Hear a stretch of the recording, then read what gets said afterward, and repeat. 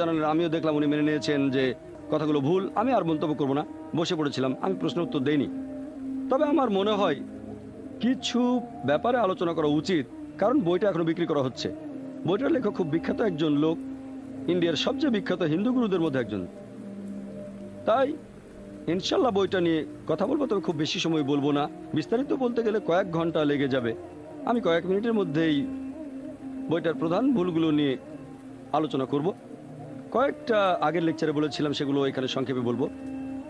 শ্রী শ্রী রবিশঙ্কর তার এই বইতে লিখেছেন, Hinduism and Islam the common thread, 1 নম্বর পৃষ্ঠায় একেবারে ভূমিকাতে লিখেছেন যে কোরআন বলছে তোমরা কাফিরদের মেরে ফেলো।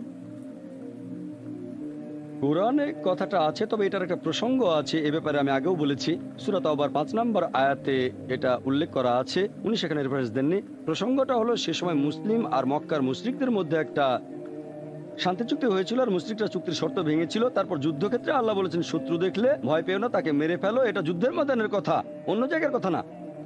আর অনেকে লাভ দিয়ে 7 নম্বরে চলে যান, কারণ 6 নম্বরের উত্তরটা আছে। কিন্তু তারা যদি শান্তি চায়, আশ্রয় চায়, তাহলে শুধু আশ্রয় দেবে তা নয়, নিরাপদ আশ্রয়ে পৌঁছে দেবে। এই কথাটা আমি অনেক লেকচারে বিস্তারিত বলেছি, সেদিনের প্রশ্নোত্তর পর্বে।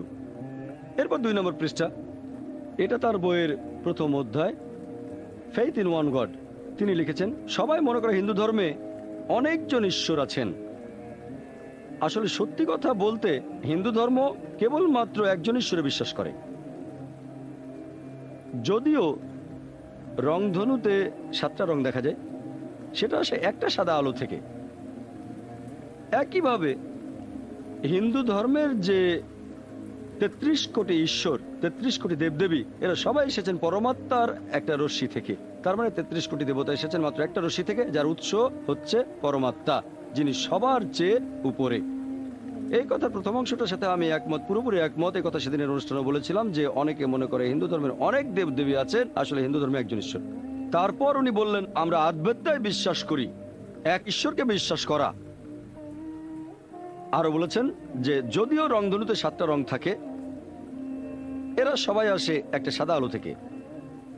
একইভাবে হিন্দুদের এই 33 কোটি দেবদেবী, তারা সবাই হলেন একজন পরমাত্মার রশ্মি। আমার মতে তার দেওয়া এই তুলনাটাও একটা কুতর্ক, অযৌক্তিক। সাধারণ মানুষ কথাটা মেনে নেবে, বাহ ভালোই তো, রংধনু 7টা রং কিন্তু আলো একটা। তেমনি হিন্দুদের 33 কোটি দেবতা, ঈশ্বর একজনই। বিজ্ঞান এখন জানতে পেরেছে আলোর মধ্যে 7টা রং থাকে, VIBGYOR, violet, indigo, blue, green, yellow, orange আর রেড। তবে প্রত্যেকটা রং আলাদাভাবে সাদা আলো নয়। সবগুলো রং যদি সমান অনুপাতে থাকে তাহলে সাদা আলো তৈরি হবে। যদি একটা রঙও বাদ যায়, সেটা সাদা রং হবে না।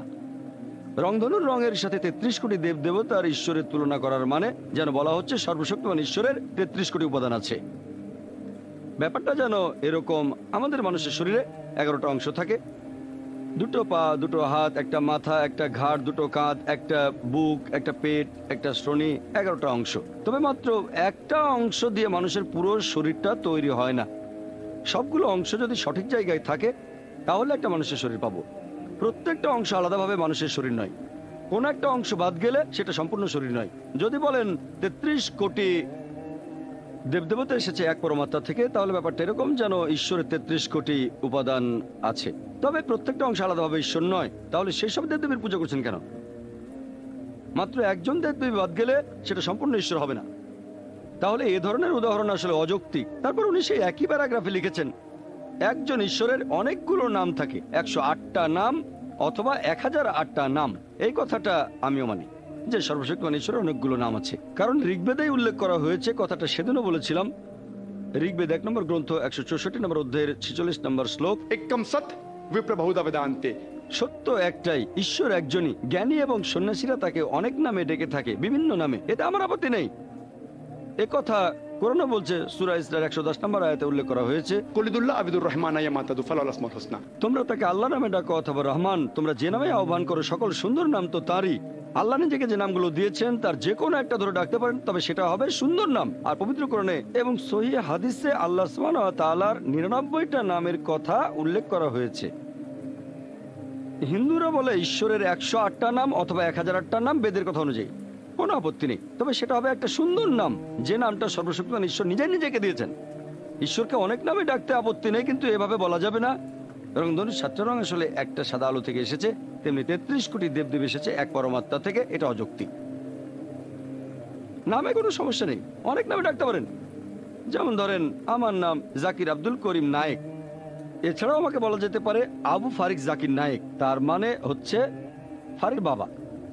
এছাড়াও বলা যায় আবু জিকরা জাকির নায়েক, মানে জিকরার বাবা, অথবা আবু রুজদা জাকির নায়েক, রুজদার বাবা। 4টা নাম, সবগুলো একজনের, সবগুলো আমাকে দেখিয়ে দিচ্ছে, সবগুলো নামে আলাদা, এগুলো আর অন্য কাউকে বোঝাচ্ছে না। 4টা আলাদা নাম, কিন্তু মানুষ একটাই। নাম আলাদা হতে পারে, তবে শুধু আমার হাতটা পুরো জাকির নায়েক নয়, শুধু পা দিয়ে পুরো জাকির নায়েককে পাচ্ছেন না, হাত দুটো না থাকলে আমি পুরো জাকির নায়েক না, আমি অসম্পূর্ণ। একইভাবে ঈশ্বরকে অনেক নামে ডাকতে পারেন, তবে নামটা সঠিক হতে হবে। ইসলাম ধর্মে যে নামটা আল্লাহ নিজেই নিজেকে দিয়েছেন, কোরআন এবং সহিহ হাদিসে 99টা নাম আছে। তাহলে অনেকগুলো নামে কোনো সমস্যা নেই, তবে যদি বলেন ঈশ্বরের অনেকগুলো রূপ, এক রশ্মির অনেক উপাদান, সেটা অযৌক্তিক। সেকশন নাম্বার 3, উপাসনা করার পদ্ধতি। শ্রী শ্রী রবিশঙ্কর লিখেছেন এই বইতে, তিনি লিখেছেন যে কোনো মানুষের ছবিটা কিন্তু সেই মানুষ নয়, কোনো লোকের ভিজিটিং কার্ডও সেই লোকটা নয়। একইভাবে মূর্তি হলো চৈতন্যের প্রতীক, সচেতনতা ঈশ্বরের। এই কথাটার প্রথম অংশের সাথে আমি পুরোপুরি একমত। কোনো মানুষের ছবি বা ভিজিটিং কার্ড সেই মানুষটা নয়, তার ছবি ভিজিটিং কার্ড কোনো মানুষ নয়। তার পরের অংশটা যে মূর্তি হলো চৈতন্যের প্রতীক, ঈশ্বরের সচেতনতা, এটার সাথে আমি একমত নই। মূর্তি তো ঈশ্বরের ছবি না, অথবা এটা ঈশ্বরের ভিজিটিং কার্ডও নয়। এই মূর্তি ঈশ্বরের ছবি না, কারণ হিন্দু ধর্মগ্রন্থে পরিষ্কার করে বলা হয়েছে, যজুর্বেদে 32 নম্বর অধ্যায়ে 3 নম্বর অনুচ্ছেদে, এছাড়াও শ্বেতাসূত্র উপনিষদে 4 নম্বর অধ্যায়ের 19 নম্বর অনুচ্ছেদে, न तस्य प्रतिमा अस्ति। মহানেশ্বরের কোনো প্রতিমা নেই, ফটোগ্রাফ নেই, ইমেজ নেই, ভাস্কর্য নেই, ছবি নেই, স্ট্যাচু নেই, মূর্তি নেই। তাহলে এই মূর্তি কিভাবে ঈশ্বরের ছবি হবে? এছাড়া মূর্তি ঈশ্বরের ভিজিটিং কার্ডও নয়। ভিজিটিং কার্ডে সাধারণত একটা ঠিকানা থাকে, সে লোকের বাসা অথবা অফিসের ঠিকানা। তাহলে মূর্তিকে ঈশ্বরের ভিজিটিং কার্ড বললে ঈশ্বরকে সেই জায়গার মধ্যে বেঁধে ফেলছেন। যদি আমি তর্কের খাতিরে এটা মেনেও নেই যে মূর্তি হলো ঈশ্বরের ছবি অথবা ঈশ্বরের ভিজিটিং কার্ড, তর্কের খাতিরে মেনে নিচ্ছি, আসলে মানি না আমি। ধরেন মেনে নিলাম। চিন্তা করেন, মনে করেন একজন লোক আমার কাছে এসে বলল সে আমাকে আর্থিক সাহায্য করতে চায়, সে আমাকে কথা দিল কিছু টাকা সাহায্য করবে। কিছুদিন পরে তার একজন লোক আমাকে টাকাটা দিয়ে গেল, সেই সাথে তার ভিজিটিং কার্ড। এখন সেই ভিজিটিং কার্ডকে ধন্যবাদ জানানোর কোনো মানে হয় না। আমি যেটা করতে পারি, আমি তাকে ফোন করে ধন্যবাদ জানাতে পারি। তাহলে যদি মেনেও নেই যে মূর্তি হলো ঈশ্বরের ছবি বা ভিজিটিং কার্ড, তারপরেও সেই ছবি বা ভিজিটিং কার্ডকে পূজা করা একেবারে অযৌক্তিক।